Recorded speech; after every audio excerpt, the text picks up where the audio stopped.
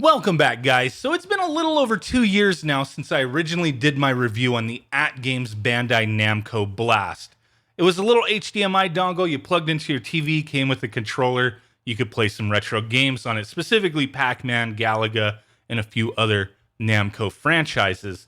Now, at this time, there was a whole controversy because there was at least one reviewer that I was aware of who received the product for purpose of review, and their unit had all arcade ROMs on it. The one I went out and purchased myself was packaged in a very similar way, had the arcade ROMs shown on the back of the box, and when you went into the system itself, the user interface had shown the arcade graphics as well. But when you played it, they were just NES ROMs that didn't perform very well. So, whole controversy. I did a whole series of videos on that topic, and now it appears this has come full circle. We've covered a bunch of different lawsuits that AtGames had dealt with over the past couple years. And now that I've been digging into this further and some announcements that have been made, it appears the story has come to an end. So that's what I want to talk about today. Give you a little review of this product itself and kind of talk about some of the things that led us to this point today. Now, all those AtGames products from the past, I really did not like, and there is no changing that whatsoever. The more recent stuff that they've put out has definitely shown to me that they have progressed with what they're doing. They've moved on with certain things, and they definitely are doing more quality products, in the current time than they were accustomed to being known for, right? So with this Bandai Namco Arcade Blast, it is actually being reintroduced after having been missing for quite some time now. Obviously, this thing went missing due to this ongoing litigation between Bandai Namco and AtGames. And just recently, AtGames has released a press release talking about the lawsuit Bandai Namco had put against them and how it has been dismissed. And now they are reintroducing this product. It was originally included with the Sam's Club edition of the AtGames Legends Ultimate Machine. And then after that, you just really couldn't find it. It's what I wish the product that I originally looked at was, as this thing does perform just fine. The games run, they run well, they sound fine. The controller's just okay. I mean, I'm not going to dwell on the review too much here. Everything works just fine. This is an impulse buy type item, like previous products that I've discussed recently and in the past. This is something that'll be like $20 in the store due to the recognizable franchise. People will grab it, and hopefully with this one, more people will be pleased with it over the original ones that were sold in Walmart way back. So one thing I do find interesting concerning these devices is that AtGames actually owns a patent concerning these HDMI dongles and the way they work. If you go back to earlier this year, Arcade 1-Up had actually promoted a very similar product, specifically a Pac-Man and Mega Man HDMI dongle with included controllers that eventually turned into those little crappy mini consoles that I recently reviewed. Now, they had to change that because they can't make that product, right? So that's why they did the mini consoles instead. Now, to really go back and look at all this crazy stuff, and I've covered quite a bit of this in the past as far as what was going on with Bandai Namco and AtGames, but to really take a look at it, you have to go back to GCC and their rights concerning Miss Pac-Man, because like I said earlier, Miss Pac-Man really seems to be the root of a lot of this stuff here. So way back in 2005, Kevin Curran, one of the GCC rights holders, had discovered a Miss Pac-Man machine when he was just out and about doing whatever he was doing. And this had caused a whole big controversy then, because Miss Pac-Man, it's not so simple. It's not just that, hey, Bandai Namco, they own Pac-Man, so they can do whatever they want with Miss Pac-Man. You have to go back and look at who actually created Miss Pac-Man. That was GCC. So once he's seen this, and the people who are behind GCC, these guys have a lot of money, a lot of experience. These are no fools that anybody's dealing with. And they did take Bandai Namco to court, and Bandai Namco actually had lost because they were producing Miss Pac-Man products behind their backs when they're supposed to go through them and pay royalties. So they lost that, and that was the start of that. You can't mess around with those kind of things. I know this can sound a little bit confusing, and we don't 100% know what GCC was awarded at that time, but from what I understand, it was a lot of money. And Bandai Namco, since then, they really haven't done much with Miss Pac-Man. You haven't really seen anything because it's that struggle between two companies.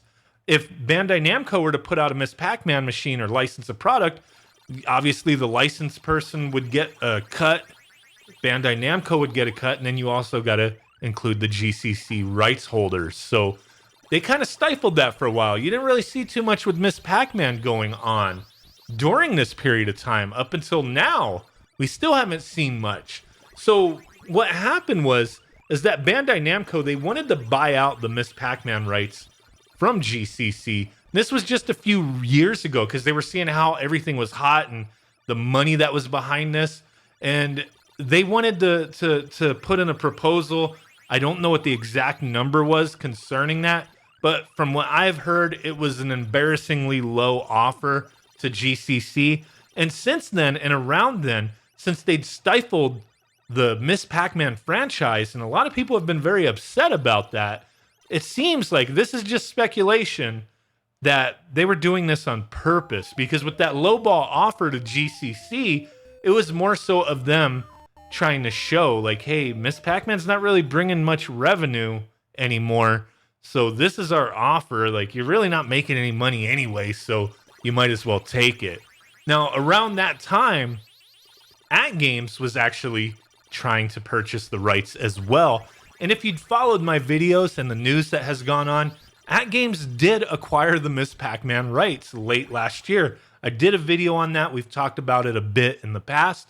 So yeah, they do have the rights. And this is kind of one of the things that caused these issues with these products, is that Bandai Namco, they wanted AtGames to just back off. Like, hey, hold off your proposal.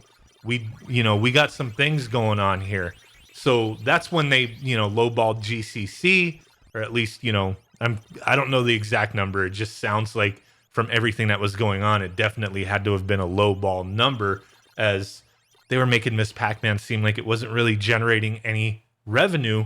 So there really wasn't much royalty to go to GCC. So AtGames, they did make an offer to GCC of $10 million, and they did acquire it. Now, that's where everything just went to shit over these past couple years, is that Bandai wanted AtGames to withdraw that offer, and if they didn't, they were going to punish them. And that's essentially what was going on with these lawsuits here, is that Bandai Namco told AtGames, if you don't withdraw this, you could pretty much kiss our licensing deals goodbye. Now, that kind of seems like a threat, and it is a threat, essentially. I mean, if you have a contract, unless you did something that is specifically written in that contract that you're not allowed to do, then yeah, there would be problems. Now, the reason they cited that AtGames had done something wrong is that Kevin Curran of GCC did receive like a prototype Miss Pac-Man product. Wasn't a commercial product, like a prototype type thing, a little arcade machine of Miss Pac-Man from AtGames. And Bandai Namco tried using that against them, that AtGames was shopping this product around with no right to it whatsoever. There was no license from them to produce Miss Pac-Man products. And that is, where things kind of went with that. So they threatened them, said, hey, even if you do buy the Miss Pac-Man rights, we could just stop you from ever seeing a dime from it. And it just seemed like a crazy thing going back and forth between these companies, where Miss Pac-Man suffered for a long time. Sure, there's very few and far between a Miss Pac-Man product that was released, but the full potential of seeing, more of Miss Pac-Man, new stuff with Miss Pac-Man, was really stifled because of, all this litigation and craziness that was going on between these two companies. So then you just fast forward to today, where this whole case has been dismissed, and it just seems like AtGames, as they had previously made offers to Bandai Namco to not have to worry about certain royalties and whatnot, and essentially trying to further that partnership with them to create these products, it it just wasn't happening. So AtGames was making offers of money to them, and they just kept with the no, we don't want you to do this. They want to deal with it themselves. And I can kind of understand on Bandai Namco's part, like, hey, Miss Pac-Man, like, we don't want to deal with anybody. We just, want to do what we want with it and make our money and not have to cut out any royalty checks to anybody else. I could understand that, but it just seems like the way they went about it was stifling the revenue from Miss Pac-Man with making these kind of threats. It did seem kind of crazy. I'm not saying AtGames is 100% innocent in any of the things they've done. Obviously, with the original AtGames Bandai Namco Blast, there is fault on multiple levels here. I still blame AtGames quite a bit for the way that was handled, as it just shouldn't have been handled the way it was.